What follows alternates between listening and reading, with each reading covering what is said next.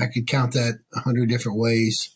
I looked at it as a place to find a place to be something different. And that I did find. And when I found that, it was everything that I'd hoped for that you look for on the outside of a community that you wish you had. And by that, I mean, we have guy friends we talk to and confidants and prayer partners, but you aren't always able to be transparent and raw and open with them. There's something about the anonymity of who we are that gives you license to be able to do so. And when you do that, it allows you to become open and transparent and hear answers, not always answers you want to hear either, answers that are things you pray about or you wish you had somebody tell you this one way or the other. But there's that perspective. And then the other perspective is somebody out there has been through what you've been through most of the time, or they know somebody that's been through what you've been through. For instance, whether it's a financial crisis or a marital crisis or a crisis of relationship or church staffing or whatever that might be, everybody's been out there. And frankly, what you do is you widen your spectrum of information in a good way. Today's world, we have so much bad information we're inundated with. Here, it's a funnel of good information and people that are striving to become better men and better husbands and better dads and better granddads and better business people. And they have the opportunity to hear from guys that are in that same fight, So, lions travel in packs, right? They group together and they run together, and that's their strength, right?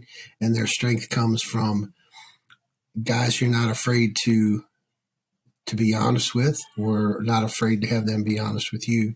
So pridefulness kind of takes a seat at the beginning. Once you realize that you're not going to get judged or anything like that, pridefulness is easily checked at the door. And that is probably one of the struggles that us men have is if it's somebody in church that's in that group, you got to see him in Walmart, or you got to see him at your job, or you got to see him across the church in a different pew. Here, it's not that you want to hide from those guys, but from the very beginning, you get the feeling, the familial family feeling that they're praying for you when they're not in front of you.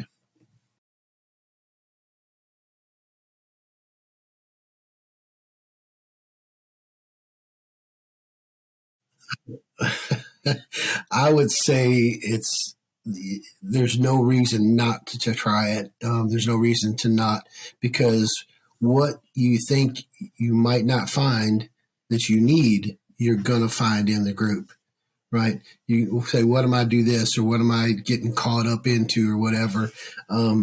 Frankly, I had the same feeling, at first. But when I figured out that it was genuineness and whatever, and it may not be for you, because if you're not into having somebody be honest and truthful with you, it may not be your cup of tea, but if you're on the bubble and you're thinking about it, you have zero to lose, because I guarantee there's guys in this community that are, they desire to serve you. They desire to love you in a very manly, let's manhood sort of way, and not in a way that is judgmental or anything like that. So I would say give it a shot. There's no reason not to. I can tell you now, you won't regret it at one iota. So join, because it'll be nothing but uplifting.